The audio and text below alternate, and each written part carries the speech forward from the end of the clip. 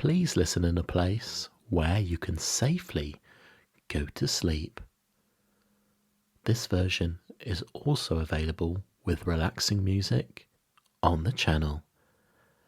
Alice in Wonderland Chapter 8, The Queen's Croquet Ground. A large rose tree stood near the entrance of the garden. The roses growing on it were white, but there were 3 gardeners at it, busily painting them red. Alice thought this a very curious thing, and she went nearer to watch them. And just as she came up to them, she heard one of them say, "Look out now, 5. Don't go splashing paint over me like that." "I couldn't help it," said 5 in a sulky tone. 7 jogged my elbow. On which 7 looked up and said, "That's right, 5. Always lay the blame on others." "You'd better not talk," said 5. "I heard the Queen say only yesterday you deserve to be beheaded." "What for?" said the one who had spoken first. "That's none of your business too," said 7. "Yes, it is his business," said 5, "and I'll tell him. It was for bringing the cook tulip roots instead of onions." 7 flung down his brush and had just begun, well, of all the unjust things, when his eye chanced to fall upon Alice as she stood watching them, and he checked himself suddenly. The others looked round also, and all of them bowed. "Would you tell me," said Alice, a little timidly, "why you are painting those roses?" 5 and 7 said nothing, but looked at 2. 2 began in a low voice, "Why, the fact is, you see, miss, this here ought to have been a red rose tree, and we put a white one in by mistake. And if the Queen was to find out, we should all have our heads cut off, you know. So you see, miss, we're doing our best afore she comes to." At this moment 5, who had been anxiously looking across the garden, called out, "The Queen, the Queen!" and the 3 gardeners instantly threw themselves flat upon their faces. There was a sound of many footsteps, and Alice looked round, eager to see the Queen. First came 10 soldiers carrying clubs. These were all shaped like the 3 gardeners, oblong and flat, with their hands and feet at the corners. Next the 10 courtiers. These were ornamented all over and walked 2 by 2, as the soldiers did. After these came the royal children. There were 10 of them, and the little dears came jumping merrily along hand in hand in couples. They were all ornamented with hearts. Next came the guests, mostly kings and queens, and among them Alice recognized the White Rabbit. It was talking in a hurried, nervous manner smiling at everything that was said, and went by without noticing her. Then followed the Knave of Hearts, carrying the king's crown on a crimson velvet cushion. And last of all, in the procession came the King and Queen of Hearts. Alice was rather doubtful whether she ought not to lie down on her face like the three gardeners, but she could not remember ever having heard of such a rule at processions, and beside, what would be the use of processions, thought she, if people had all to lie down upon their faces, so that they couldn't see it? So she stood still where she was and waited. When the procession came opposite to Alice, they all stopped and looked at her, and the Queen said severely, "Who is?" She said it to the Knave of Hearts, who only bowed and smiled in reply. "Idiot," said the Queen, tossing her head impatiently, and turning to Alice she went on, "What's your name, child?" "My name is Alice, so please your Majesty," said Alice very politely, but she added to herself, "Why, they're only a pack of cards after all. I needn't be afraid of them."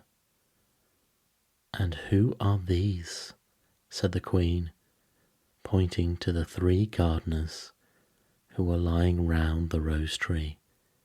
For you see, as they were lying on their faces, and the pattern of their backs was the same as the rest of the pack, she could not tell whether they were gardeners or soldiers, or courtiers, or three of her own children.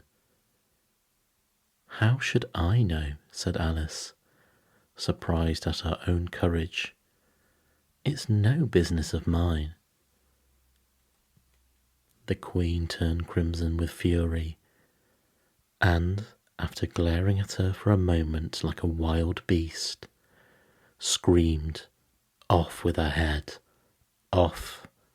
"Nonsense," said Alice, very loudly and decidedly, and the Queen was silent. The King laid his hand upon her arm and timidly said, "Consider, my dear, she is only a child." The Queen turned angrily away from him and said to the knave, "Turn them over." The knave did so very carefully with one foot. "Get up," said the Queen in a shrill, loud voice, and the three gardeners instantly jumped up and began bowing to the King and the Queen and the royal children and everyone else. "Leave off that," screamed the Queen. "You make me giddy." And then, turning to the rose tree, she went on, "What have you been doing here?" "May it please your Majesty," said two, in a very humble tone, going down on one knee as he spoke. "We were trying—" "I see," said the Queen, who had meanwhile been examining the roses. "Off with their heads," and the procession moved on, three of the soldiers remaining behind to execute the unfortunate gardeners who ran to Alice for protection. "You shan't be beheaded," said Alice, and she put them into a large flower pot that stood near. The three soldiers wandered about for a minute or two, looking for them, and then quietly marched off after the others. "Are their heads off?" shouted the Queen. "Their heads are gone, if it please your Majesty," the soldiers shouted in reply. "That's right," shouted the Queen. "Can you—" The soldiers were quiet and looked at Alice, as the question was evidently meant for her. "Yes," shouted Alice. "Come on then," roared the Queen, and Alice joined the procession, wondering very much what would happen next. It's a very fine day," said a timid voice at her side. She was walking by the White Rabbit, who was peeping anxiously into her face. "Very," said Alice. "Where's the Duchess?" "Hush, hush," said the Rabbit, in a low, hurried tone.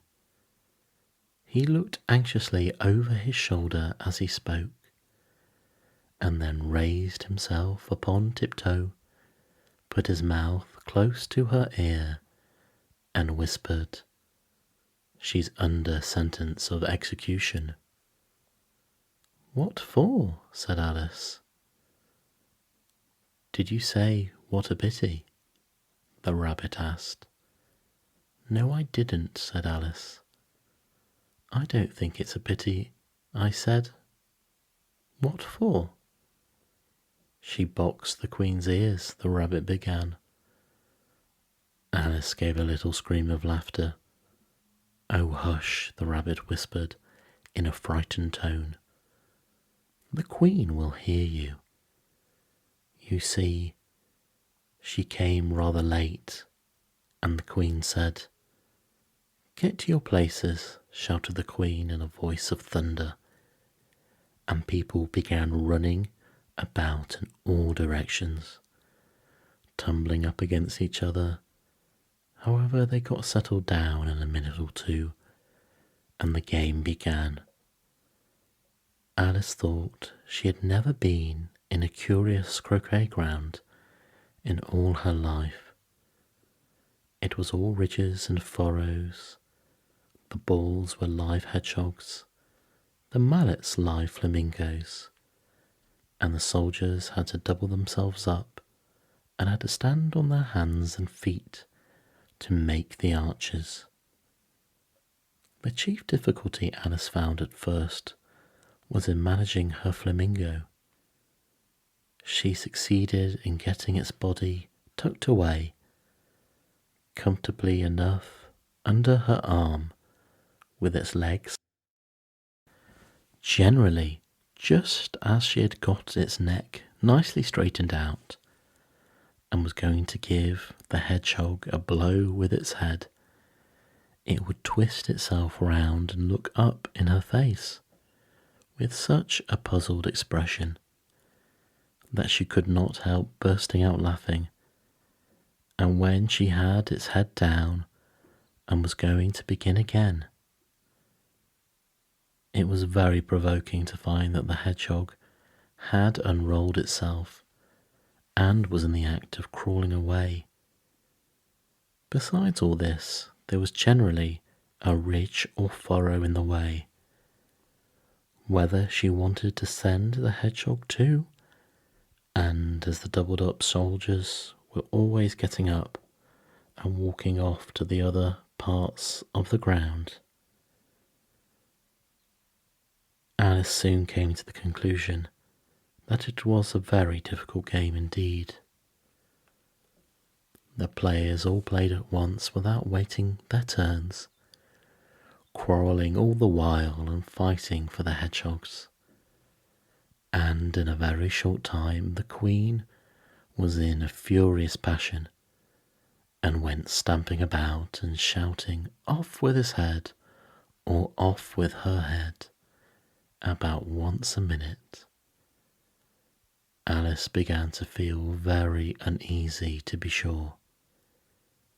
She had not as yet had any dispute with the Queen, but she knew that it might happen at any minute. And then she thought, what would become of me? They're dreadfully fond of beheading people here. The great wonder is that there's anyone left alive. She was looking about for a way of escape and wondering whether she could get away without being seen, when she noticed a curious appearance in the air. It puzzled her much at first, but after watching it a minute or two, she made out it to be a grin, and she said to herself, "It's the Cheshire Cat. Now I shall have somebody to talk to." "How are you getting on?" said the cat, as soon as there was a mouth enough for it to speak with. Alice waited till the eyes appeared, and then nodded. "It's no use speaking to it," she thought, "till its ears have come, or at least one of them." In another minute the whole head appeared, and then Alice put down her flamingo and began an account of the game, feeling very glad she had someone to listen to.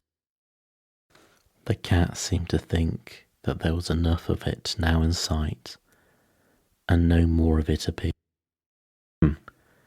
"I don't think they play it all fairly," Alice began, in a rather complaining tone, "and they all quarrel so dreadfully, one can't hear oneself speak, and they don't seem to have any rules in particular. At least, if they are, nobody. And you've no idea how confusing it is, all the things being alive. For instance, there's the arch I've got to go through next, walking about at the other end of the ground, and I should have croqueted the Queen's hedgehog just now, only it ran away when it saw mine coming." "How do you like the Queen?" said the cat in a low voice. "Not at all," said Alice. "She's so extremely—" Just then she noticed that the Queen was close behind her, listening, so she went on, "Likely to win, that it's hardly worth while finishing the game." The Queen smiled and passed on. "Who are you talking to?" said the King, coming up to Alice and looking at the cat's head with great curiosity. "It's a friend of mine, a Cheshire Cat," said Alice. "Allow me—" "I don't like the look of it at all," said the King. "However, it may kiss my hand if it likes." "I'd rather not," the cat remarked. "Don't be impertinent," said the King, "and don't look at me like that." He got behind Alice as he spoke. "A cat may look at a king," said Alice. "I've read that in some book, but I don't remember where." "Well, it must be removed," said the King, very decidedly, and called to the Queen, who was passing at the moment. "My dear, I wish you would have this cat removed." The Queen had only one way of settling all difficulties, great or small. "Off with its head," she said, without even looking round. "I'll fetch the executioner myself," said the King eagerly, and he hurried off. Alice thought she might as well go back and see how the game was going on, as she heard the Queen's voice in the distance, screaming with passion. She had already heard her sentence 3 of the players to be executed for having missed their turns, and she did not like the look of things at all, as the game was in such confusion that she never knew whether it was her turn or not. She went in search of her hedgehog. The hedgehog was engaged in a fight with another hedgehog, which seemed to Alice an excellent opportunity for croqueting one of them. The only difficulty was that her flamingo was gone across to the other side of the garden, where Alice could see it trying in a helpless sort of way to fly up. By the time she had caught the flamingo and brought it back, the fight was over, and both the hedgehogs were out of sight.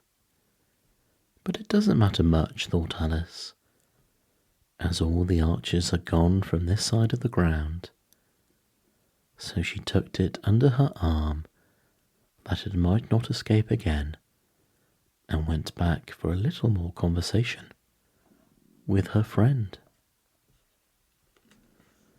When she got back to the Cheshire Cat, she was surprised to find a large crowd collected round it. There was a dispute going on between the executioner and the king and the queen, who were all talking at once, while all the rest were quite silent and looked very. The moment Alice appeared, she was appealed to by all three to settle the question, and they repeated their arguments to her, though, as they all spoke at once, she found it very hard indeed to make out exactly what they said. The executioner's argument was that you couldn't cut off a head unless there was a body to cut it off from, that he had never had to do such a thing before, and he wasn't going to begin at his time of life. The king's argument was that anything that had had a head could be beheaded, and that you weren't to talk nonsense. The queen's argument was that if something wasn't done about it in less than no time, she would have everybody executed all round. It was this last remark that had made the whole party look so grave and anxious. Alice could think of nothing better and nothing else to say. It belongs to the Duchess. You better ask her about it. She's in prison, said the Queen, and said to the executioner, fetch her here. And the executioner went off like. The cat's head began fading away the moment he was gone, and by the time he had come back with the Duchess, it had entirely disappeared. So the king and the executioner ran wildly up and down looking for it, while the rest of the party went back to the game.